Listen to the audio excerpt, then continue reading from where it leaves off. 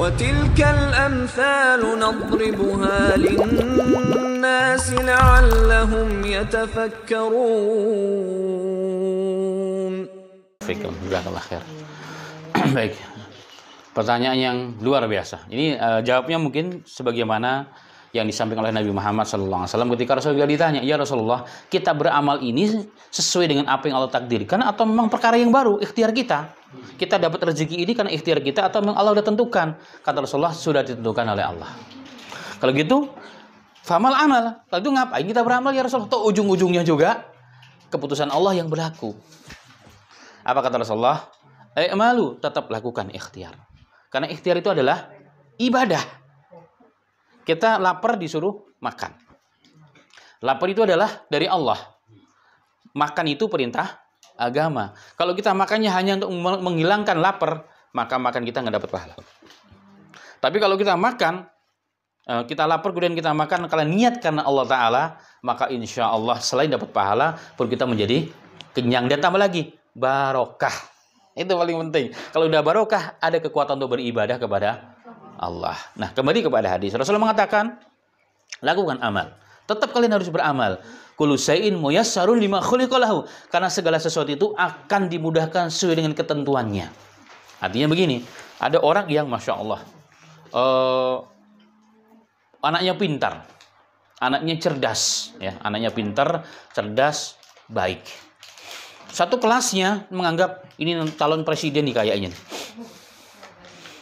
Ini kayaknya calon presiden nih kayaknya ini ya. Orang hebat lah ya. Memang leadershipnya sudah nampak dari semenjak kecil. Dari kecil sudah menjadi ketua OSIS contohnya gitu kan. Seluruh Indonesia lagi ya kan. Ikhtiar sudah dilakukan untuk menjadikan dia presiden. Tidak ada sesuatu pun yang tidak mengatakan dia paling cocok jadi presiden. Ternyata keturunan Allah belum berlaku. Ada aja sandungannya. Ada aja sandungannya ya. Kita menjadi orang hebat ada sandungannya. Ada sebab walaupun dengan cara yang kotor. Mungkin nipulah, manipulasi lah dan sebagainya. Apapun sebab itu hanya cara Allah saja untuk orang ini supaya tidak menjadi presiden karena ternyata belum takdirnya. Tapi ikhtiar kita sebagai seorang manusia sudah tertunaikan. Kita sudah dapat pahala, kita menjadi bagian daripada para pejuang-pejuang. Dan satu hal ya, kita perlu mengingat bahwa terkadang bukan hasil yang dinilai oleh Allah. Itu bukan hasil. Kita bekerja, ya, tiba-tiba bukan hasil dinilai oleh Allah, tapi proses. Apa dalilnya? Dalilnya adalah seorang sahabiyah atau seorang tabi'in ya, datang kepada Ummu Aisyah radhiyallahu anha. Jadi Aisyah itu ketika datang ke rumah melihat di ujung kamarnya ada tombak. Tombak, ditanya, "Ya Ummul Mukminin, ma tasna'ina bihadza?" Wahai ibunda orang yang beriman, kamu kan seorang perempuan, ngapain di rumahmu ada tombak? Kan bingung, ngapain ada tombak? Oh, tombak ini aku gunakan untuk berburu. Berburu apa? Berburu cicak. Loh, kenapa memang? Khalili, kekasihku Nabi Muhammad SAW pernah mengabarkan kepadaku ketika Nabi Ibrahim Khalilullah dibakar di sini sahih, dibakar, maka seluruh hewan melata di muka bumi ini berbondong-bondong berpartisipasi untuk mencoba mematikan api yang membakar. Bahkan kisah yang ma'ruf adalah seekor burung pipit. Pipit sudah badannya kecil, paruhnya kecil, air yang dibawa kira-kira berapa? Tambah kecil. Ya kan? Tapi ikut berpartisipasi. Nah, kenapa cicak? Nah, cicak satu-satunya hewan di muka bumi di zaman itu yang justru meniup api.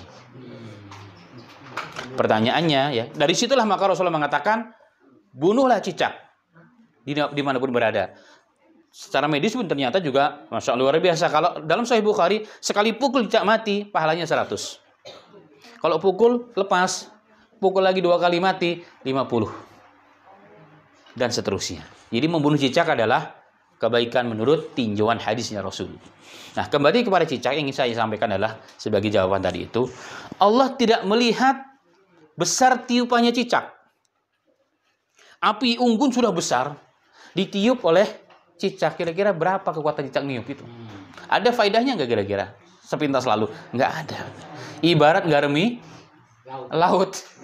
Laut sudah asing digarami oleh kita. Mau berapa ton, tetap aja nggak akan bisa berubah. Ya begitulah rasanya kurang lebih. Nah di sini Allah ingin melihat, ingin memberitahukan kepada kita Rasulullah SAW bahwa bukan hasil akhir yang jadi tolak ukur, tapi adalah apa? Proses. Kebersamaan dia bersama orang-orang yang buruk itu yang dinilai. Nah begitu sebaliknya, bukan hasil dari burung pipit tadi. Pipit kan ditanya, Pit, ente mau kemana? Dari mana? Saya dari sumur sana. Terus saya membawa air untuk nyiram api membakar Khalilullah Ibrahim. Ditanya, ente sudah kecil, pipitnya, paruhnya juga kecil, kira-kira berapa banyak kamu bawa? Kecil sekali. Dikatakan, kenapa kau lakukan ini? Nggak ada gunanya. Saya masalah berhasil tidak berhasil bukan urusan saya. Saya sadar, saya kecil, paruh saya kecil, air pun sangat sedikit, nggak mungkin mampu dengan api yang membakar Ibrahim. Tapi yang ingin saya lakukan adalah apa? Menunjukkan kepada Allah, Rabbul Alamin, bahwa saya Allah peduli ya Allah dengan kekasihmu yang dibakar oleh si durjana tersebut. Saya nggak ridho ya Allah, walaupun ini yang saya bisa. Nah ini yang dinilai oleh Allah Subhanahu Wa Taala. Nah, ini yang memang kita harus yakinkan dalam diri kita. Kita udah ikhtiar-ikhtiarnya, berangkat pagi pulang malam, berangkat pagi malam, ternyata hasilnya begitu saja. Bukan itu yang dinilai Allah. Dan itulah salah sesungguhnya rahmat Allah kepada hambanya. Maka kembali kepada rezeki, ikhtiar maksimal. Karena ikhtiar maksimal itu adalah ibadah. Bahkan meninggalkan ikhtiar adalah dosa. Ini harus dipegang. Kalau gitu ngapain kita ikhtiar, toh ujung-ujungnya dapatnya cuma segitu. Oh enggak, lakukan ikhtiar. Kalau ikhtiarnya benar, memang sudah jodohnya akan kasih jalan. Jadi takdir itu akan mencari jalannya sendiri. Bahasa kitanya mungkin gitu ya. Takdir itu mencari jalannya sendiri, akan ada jalan. Qadarullah jumpa dengan orang baik, dapat kerjaan yang baik, posisinya baik. Itu udah jalan dari Allah Subhanahu wa Ta'ala. Dan itu rahmat dari Allah Ta'ala dan amanah dari Allah Ta'ala. Maka ikhtiar harus maksimal. Meninggalkan ikhtiar hukumnya dosa. Saya nggak mau bekerja, kita berusaha. Saya lapar, kata Ustaz tadi, lapar kan dari Allah yang menginginkan Allah, nggak usah makan. Anda berdosa. Karena kenapa berdosa? Meninggalkan perintah Allah yaitu makan. Anda berdosa, nggak mau bekerja. Nah ini kita harus paham. Makanya mengembalikan visi-misi hidup kita adalah ibadah. Masalah mau jadi apa, bagaimana urusan Tuhan. Yang penting ikhtiar, proses harus kita jalankan. Tapi insya Allah proses itu tidak akan membohongi, hasil itu tidak membohongi proses. Hasil itu tidak membohongi proses. Oh, insya Allah orang hasilnya baik, berarti prosesnya tidak main-main. Pisang yang durian ya, durian yang jatuh dari pohonnya sama nggak dengan durian yang dipetik sampai seminggu baru dibuka? Pasti berbeda. Harganya juga beda. Begitulah proses manusia.